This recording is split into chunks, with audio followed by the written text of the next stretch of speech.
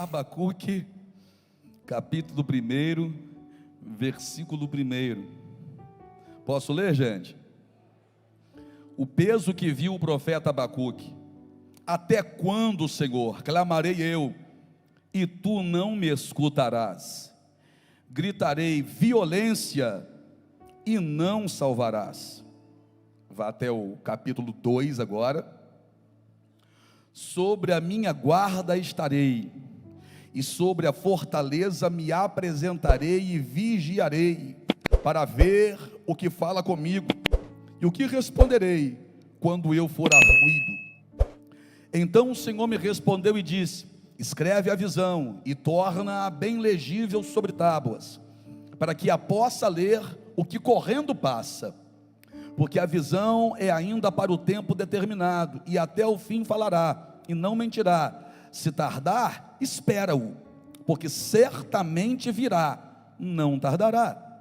Eis que a sua alma se incha, não é reta nele, mas o justo, pela sua fé, viverá. Capítulo 3 agora, para a gente fechar, versículo 17, 3:17.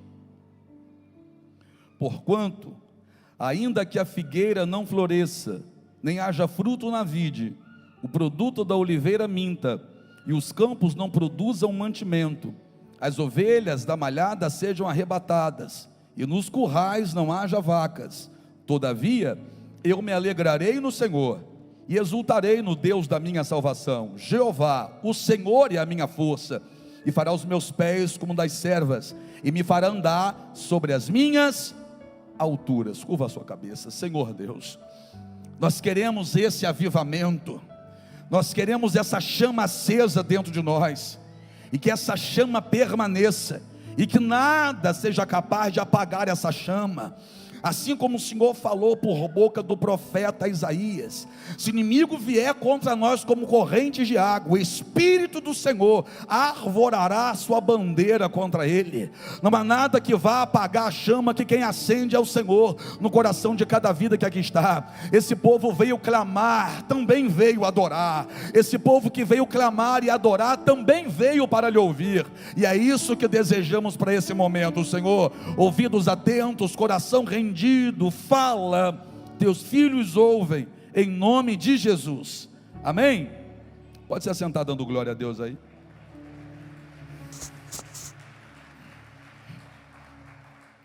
Olha o que acontece na vida de quem ora.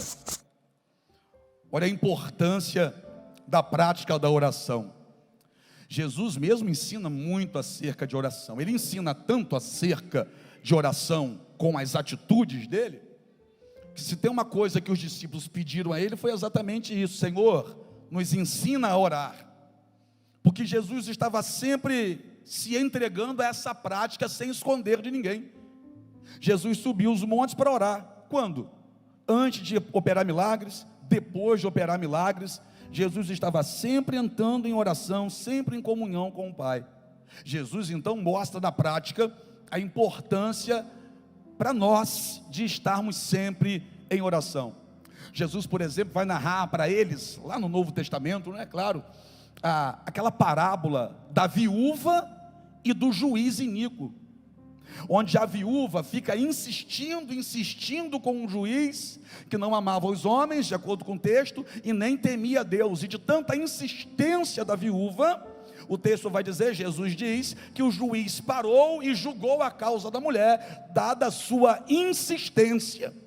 Então Jesus também estava ensinando que a oração não pode ser algo esporádico. Jesus estava deixando bem claro que essa oração tem que ser insistente e persistente.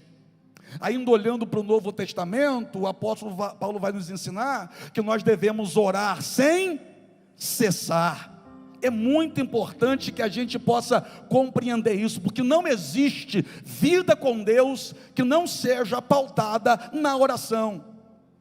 Quem diz que é de Deus e não ora, se equivoca quando diz que é de Deus. Quem diz que está firme na presença de Deus, mas não ora, pode estar firme em qualquer coisa, menos na presença de Deus. Porque o Deus diante do qual nós estamos nessa noite, e aquele Deus que servimos, nós sabemos que é um Deus vivo. E o Deus que é vivo se relaciona. E como se dá esse relacionamento? Através da oração. Se a gente abrir, por exemplo, o livro dos Salmos, a gente percebe que oração não é monólogo. A gente percebe algo interessante no livro dos Salmos. Eu não sei se você vai conseguir pegar de imediato, mas eu vou te explicar. Quando você está orando, você não está só falando. Chega um momento da oração que você também começa a ouvir. E não me chame de doido não, Valquinai, mas vê se isso nunca aconteceu contigo, de você separar um tempo para orar, dobrar os seus joelhos, começar a falar com Deus, falando, quem sabe fazendo perguntas a Deus, quem sabe colocando pedidos diante de Deus, e de repente, você se parar para analisar, você começa a trazer respostas para você mesmo na oração. Eu vou usar um exemplo.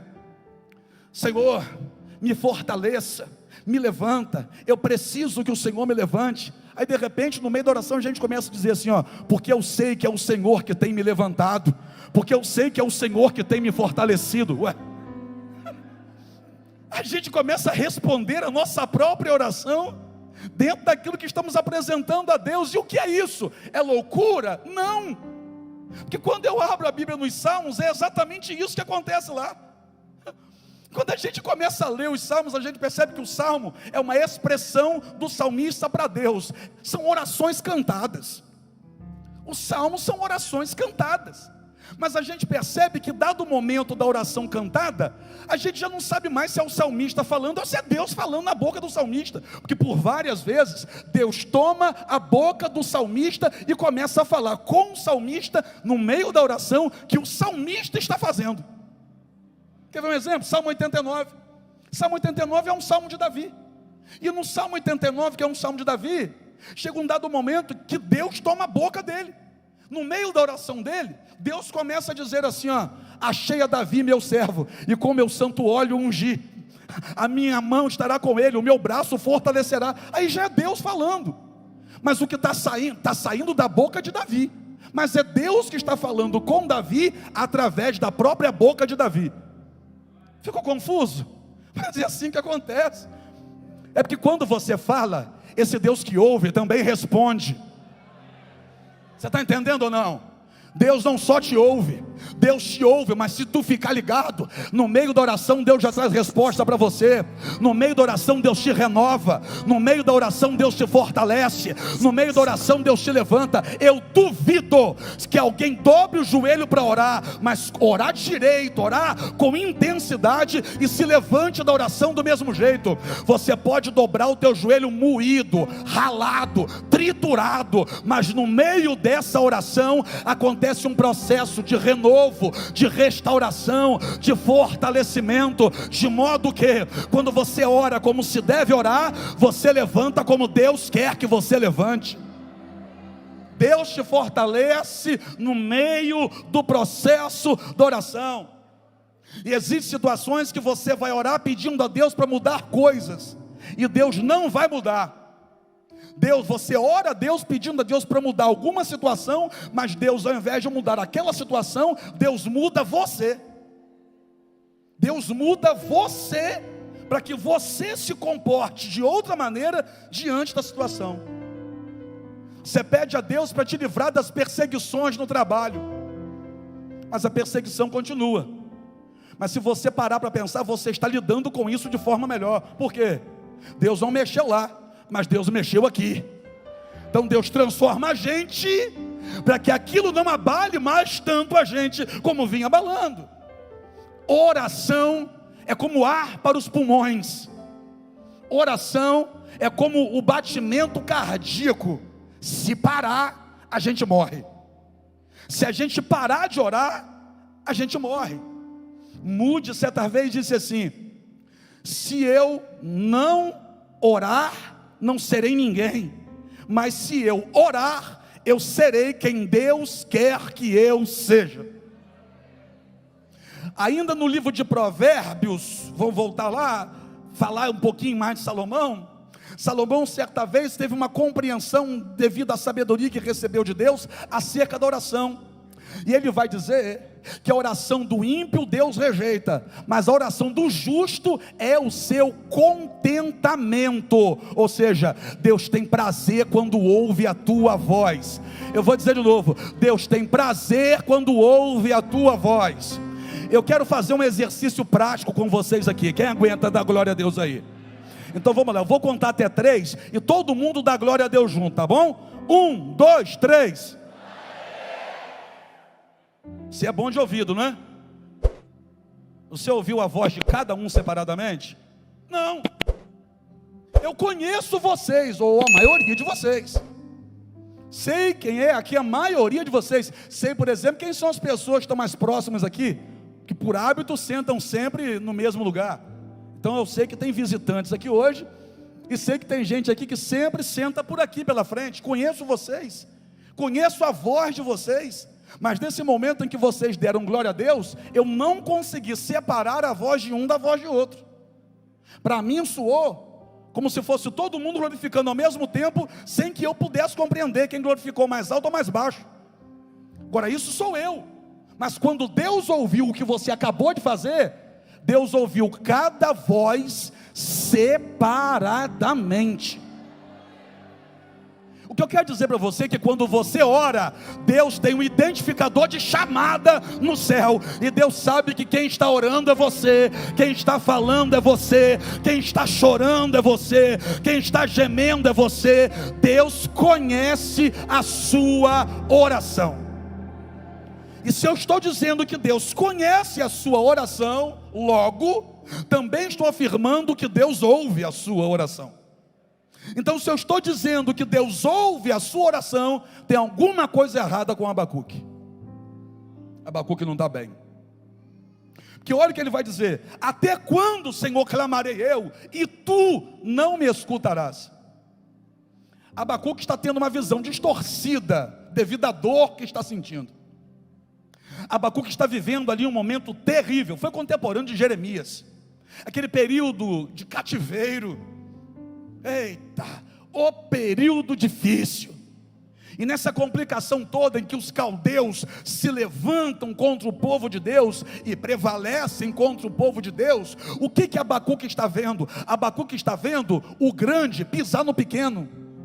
Ele está vendo a injustiça acontecer. Ele está vendo gente sofrendo, gente chorando, gente perdendo. Ele está vendo gente boa sofrer. E ele está clamando. E a fala dele revela que não é a primeira oração que ele está apresentando. Olha o que ele vai dizer: até quando clamarei? Sinal que ele já está clamando há bastante tempo. Só que ele, por não estar tendo a resposta de Deus, ele tem uma sensação de que Deus não está ouvindo.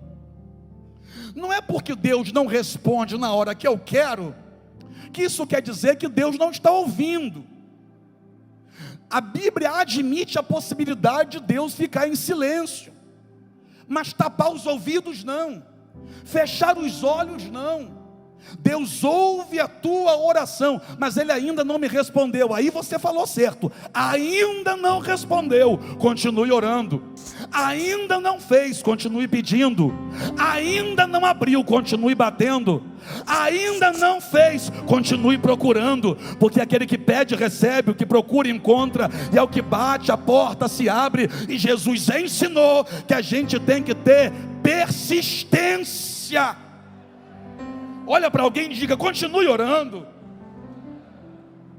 Até quando clamarei eu e não me escutarás? Gritarei violência e não salvarás. Ou seja, o Senhor não está fazendo porque o Senhor não está ouvindo, só pode ser. Porque o que eu sei acerca do Senhor me faz entender que o Senhor é um Deus que ouve e faz. Então, se o Senhor não está fazendo, é sinal que o Senhor não está ouvindo. Abacuque está sofrendo. Mas mesmo sofrendo, você consegue entender que ele continua clamando?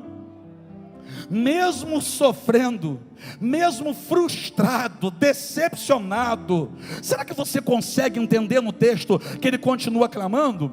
Que quando ele diz assim, ó, até quando clamarei, isso também já é um novo clamor. Nessa oração ele está dizendo: Senhor, eu já estou clamando há tanto tempo. Se ele está dizendo que já está clamando há muito tempo, é sinal que mesmo há muito tempo, estando a pedir e sem receber, ele não desiste de pedir, ele não para de clamar. Por quê? Porque mesmo sofrendo, ele sabe, esse Deus tem poder para fazer. Eu repito o que eu sempre digo aqui quinta-feira: não é quinta patética, é quinta profética. Então vamos lá, se você clamar, vai ter resposta de Deus para você. Sim, pode não ser a resposta que você quer, mas Deus trará a resposta. Pode não ser na hora que você quer, mas Deus trará a resposta. Deus está de olho em você. Vamos voltar para o texto, que no capítulo 1 ele está dizendo: até quando eu clamarei? E vou ver que a situação não muda. Eu clamo, a situação não muda, mas eu continuo clamando. Até quando o Senhor vai ficar sem que o Senhor faça aquilo que tem sido razão do meu clamor? Eu tenho pedido ao Senhor para fazer, e o Senhor não tem feito. Até quando, Senhor? Até quando?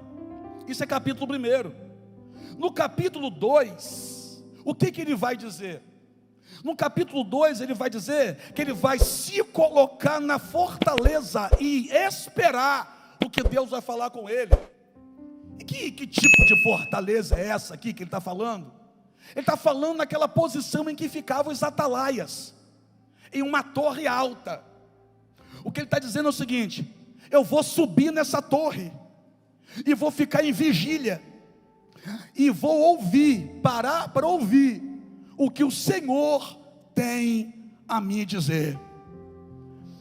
Interessante isso, porque ele estava clamando. No capítulo 1 tem oração, no capítulo 1 tem clamor, e no capítulo 2 tem aquele que clamou no capítulo 1 subindo. Eu vou desenhar para você entender. No capítulo 1 tem clamor, no capítulo 1 tem oração, e no capítulo 2, aquele que clamou e aquele que orou tem força para subir.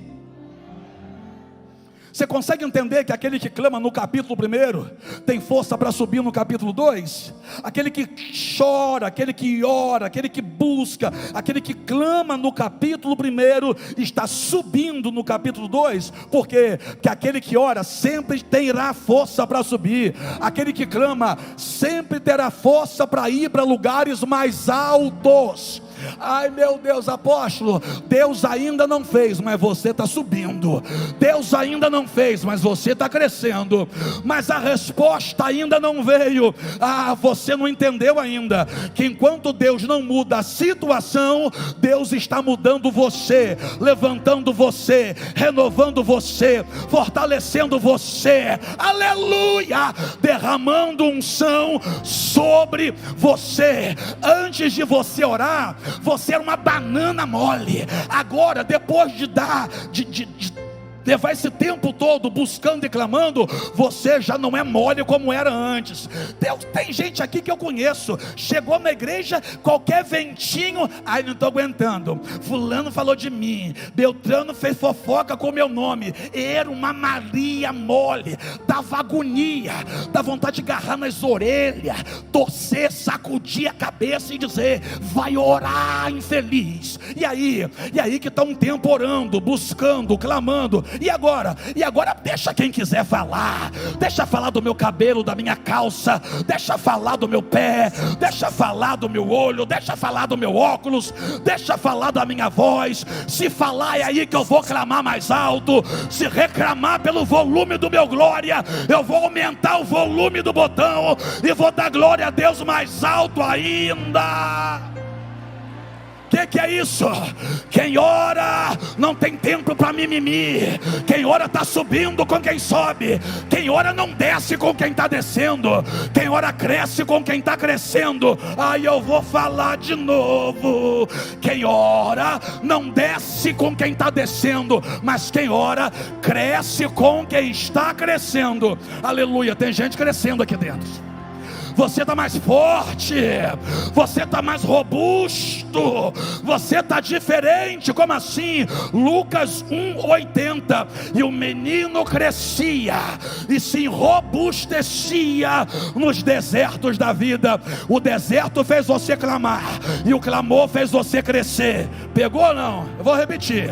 O deserto fez você clamar, e o clamor fez você crescer, amadurecer, subir, florescer. Aleluia! Eu estou pregando para um povo que não está do mesmo tamanho. Está crescendo, está subindo, está escalando, chegando mais alto, indo para mais longe. Se é verdade, dá glória a Deus direito aí. E o que acontece com quem tem força para subir? Ai, meu Deus, eu vou falar. Lembra de um moço na Bíblia chamado Geazi? O nome Geazi quer dizer assim, ó, visão do vale. É por isso que Geazi andava do lado de gente que tinha visão e não tinha visão, porque o nome dele quer dizer visão do vale. Geazi um dia estava em Dotã com Eliseu.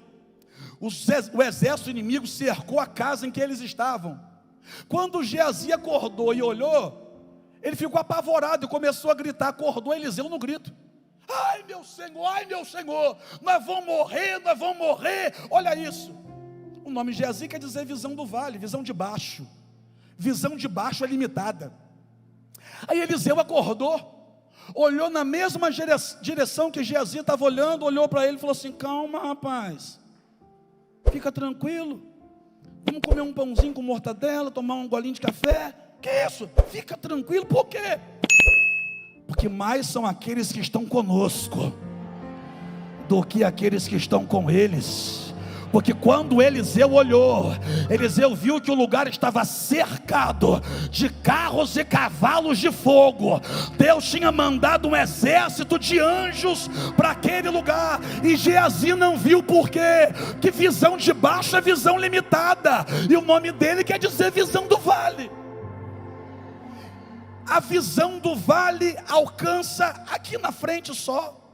E quem sobe alto? Quem sobe alto enxerga longe. Quem sobe alto enxerga longe. Ele está dizendo, depois que ele clamou, ele sobe e vai dizer assim, ó, vou subir e esperar o que Deus vai me falar. Só que quando ele sobe, a visão dele já amplia. Que aquele que tem força para subir, enxerga o que quem está embaixo não enxerga. Ouve aquilo que quem está embaixo não ouve. Ainda bem que aqui não vai ficar ninguém embaixo. Ainda bem que aqui tem uma turma que está dizendo, é hoje que eu subo, é hoje que eu chego mais alto, é hoje. Olha o que acontece com quem sobe mais alto, enxerga longe, enxerga. Quem enxerga longe, enxerga aquilo que está vindo, mas ainda não chegou. Qual o nome disso, Adalto? Fé. O que é isso?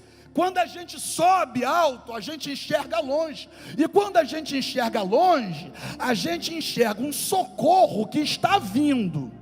Ainda não está ali, mas como a gente está enxergando longe, a gente sabe assim, está chegando socorro, está chegando força aí, está chegando renovo, está chegando ajuda. Ai meu Deus, quem sobe alto, meu irmão, começa a enxergar longe, e quem enxerga longe também enxerga que Deus já está enviando socorro. Quem enxerga longe também enxerga que não está sozinho nessa batalha. Quem enxerga longe também enxerga, Deus já está preparando a saída. Ele sobe, porque quem clama consegue subir, e ele enxerga o que lá embaixo ele não estava enxergando. Poxa, eu quero mudar o meu coração, porque eu me entristeço. É por conta daquilo que você está vendo. Se os seus olhos forem maus, todo o teu corpo estará em treva. Se os seus olhos só enxergarem o que não presta, você vai virar um espírito de urubu. Como assim? Aquela pessoa negativa, que já acorda reclamando da vida, reclamando de tudo, reclama de tudo. Conhece alguém assim? Não aponta não, aponta não. Mas tem gente que é assim, não é? Tem gente que acorda pela manhã reclamando de não ter morrido de madrugada. Sei para que eu acordei. Infeliz, ruim. E o que é isso? É gente que vive embaixo, preso embaixo, enxergando as coisas de baixo. Por quê? Porque quem tem prazer em subir, enxerga as coisas do alto, vive pelas coisas do alto. E é isso que Abacuque vai chegar à conclusão. Olha o que Abacuque enxerga e ouve quando chega lá em cima. Quando ele chega em cima, ele ouve a voz de Deus e ele entende o seguinte: o justo viverá pela... Ou seja, essa crise não vai me matar, essa dor não vai me matar, esses problemas ali de baixo não vão me matar. Eu vou viver pela fé. Olha para o teu irmão e diga assim para ele: sobe comigo, sobe. Diga assim para ele: quer continuar sendo meu amigo? Sobe comigo. Se não quiser subir comigo, eu vou soltar a tua mão, porque embaixo eu não fico não. Você está entendendo ou não? Se quiser continuar a ser meu amigo, sobe comigo, ou então solta a minha mão, porque embaixo eu não fico não. Ele sobe, e quando ele sobe, ele descobre: peraí, pode estar acontecendo o que for, mas o justo viverá pela fé. Quem ora ouve, quem ora enxerga. E quem ouve e enxerga uma coisa dessa, tem força não só para si, mas tem força para ajudar muita gente a levantar. Como assim? Olha o que Deus falou para ele: aquilo que você ouvir e ver, aquilo que você ouvir e ver, escreve em uma tábua bem grande, e coloca em um lugar, de modo que até quem passar correndo consiga ler. Qual o nome disso, irmão? Outdoor. Que uma placa, que até quem passa correndo consegue ler, o nome disso é outdoor. Então quem inventou o outdoor não foi o Via Minas, nem o Outsider, não. Quem inventou o outdoor foi o Deus Todo-Poderoso. Para quê? Para fazer chegar quem está embaixo uma palavra, para dar força para chegar em cima. Eu vou repetir: Deus criou isso para dar força para quem está embaixo conseguir levantar a cabeça e chegar para ficar junto de quem está em cima. Ou seja, o que Deus falou para Abacuque, Deus queria que os outros soubessem também. Eu vou repetir isso e vou te explicar. O que Deus falou para Abacuque lá em cima, Deus queria que os outros soubessem também. Para quê? Para que eles tivessem força para subir como Abacuque subiu. Então pega aí, o que Deus me falou nessa noite, Deus quer que você entenda também. O que Deus falou comigo nessa noite, Deus quer que você ouça também. Que com aquilo que eu ouvi nessa noite, eu estou aqui de pé. E se essa palavra me levantou, vai levantar você também. Capítulo 1 tem clamor. Vamos lá, para a gente fechar, Capítulo 1 tem clamor. Tem o quê? Capítulo 1 tem clamor. Capítulo 2 tem revelação. Capítulo 1 tem clamor. Aí depois do clamor, tem revelação no capítulo 2. E no capítulo 3, tem certeza da vitória. Depois do clamor, Deus traz uma revelação. E depois da revelação que Deus traz, aquele desânimo sai, você passa a ter a certeza da vitória. Porque olha o que esse camarada vai dizer: ainda que a figueira não floresça, não haja fruto na vide, e o produto da oliveira minta. Eu vou parar só aqui para a gente fechar. Olha, ainda que a figueira não floresça. Diga aí, figueira. O que ele cita aqui são as 3 árvores símbolo de Israel. As 3 árvores símbolo do povo de Deus. Ele cita aqui figueira, oliveira e videira. Em toda a história do povo de Deus você vai ver figueira, videira e oliveira. Aí ele está dizendo ainda que a figueira não floresça. E para que era usada a figueira? Qual era a utilidade da figueira lá no passado? Primeiro, era para curar feridas, porque se fazia uma pasta de figos para colocar em cima de ferimento de soldado. Prova isso? Prova, claro. Rei Ezequias ficou doente, e Deus mandou o profeta Isaías até ele, dizendo assim: essa enfermidade é para a morte, põe a tua casa em ordem. A Bíblia diz que Ezequias virou o rosto para a parede, chorou, orou e pediu a Deus uma nova chance. Deus deu mais 15 anos de vida para ele. Aí o profeta voltou, mas olha a ordem de Deus para Ezequias: pega uma pasta de figos. Pasta de quê? Pega uma pasta de figos e coloca no lugar dessa enfermidade. Era uma pomada cicatrizante. Aí ele coloca a pasta de figo em cima da enfermidade, e a chaga que estava aberta se fechou, cicatrizou, ele foi curado. Então o que era a figueira para Israel? Uma árvore que representava cura. Representava o quê? Mas também representava descanso. Por quê? Por conta do tamanho das suas folhas. Os viajantes paravam debaixo da figueira para descansar. Lembra de João capítulo 1, versículo 48? O que Jesus vai falar para Natanael?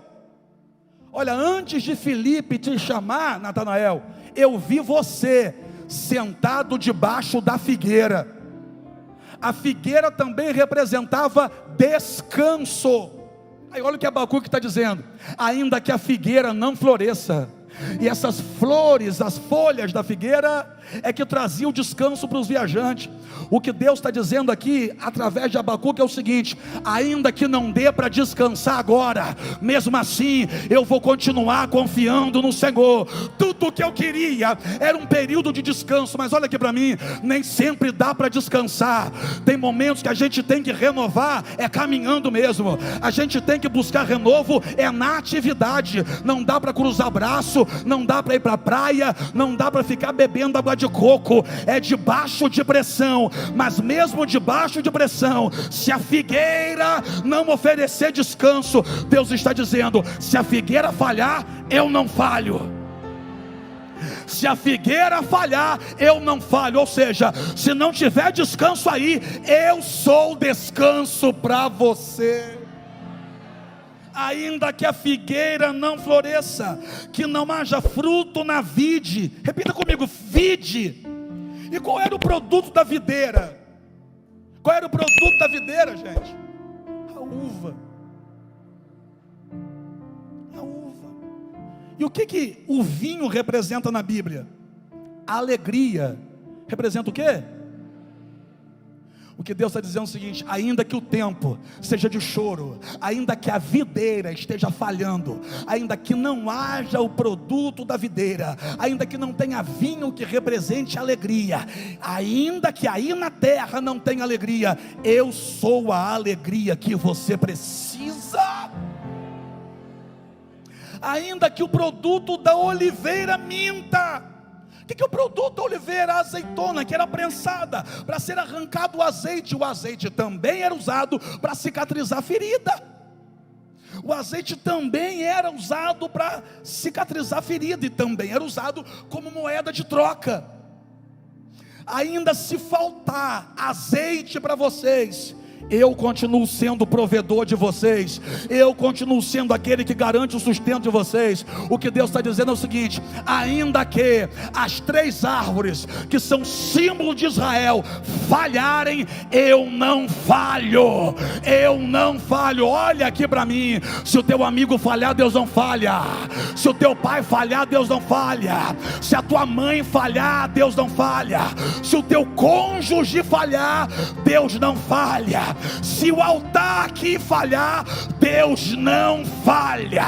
Deus continua guardando, livrando, abençoando, curando, prosperando, livrando, fortalecendo, renovando, transformando. Quem está me entendendo, dá glória a Deus.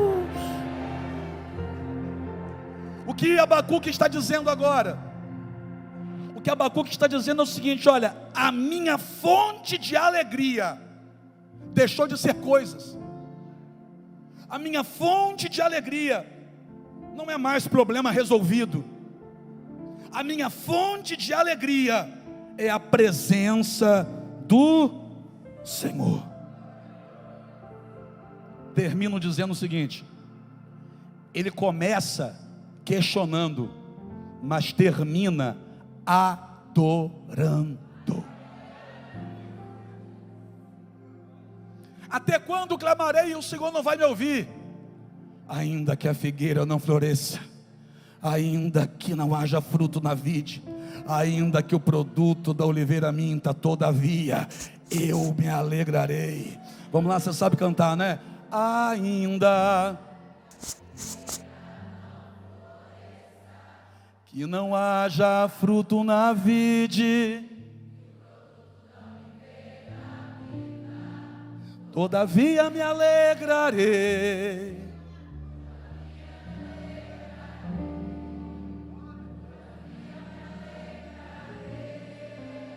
Pergunta para mim por quê?